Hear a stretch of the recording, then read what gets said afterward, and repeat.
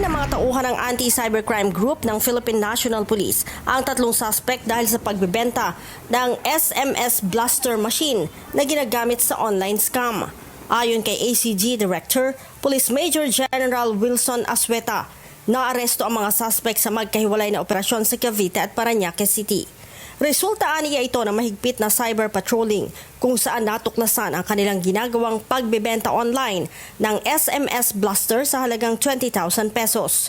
Sinabi pa ni Major General Asweta na kayang magpadala ng mass message ng SMS blaster machine o libong messages sa loob ng 100 metro.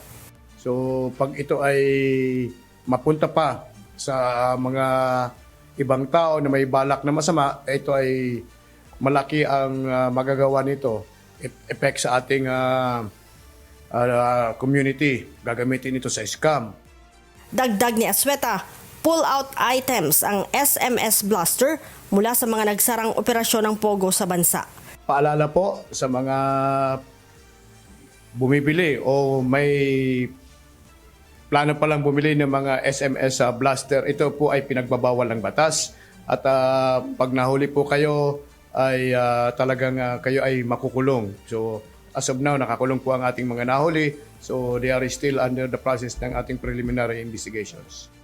Sa ngayon, patuloy ang operasyon ng ACG para sa iba pang SMS blaster na ibinibenta sa merkado. Nahaharap ang mga suspects sa misuse of devices sa ilalim ng Cybercrime Prevention Act of 2012.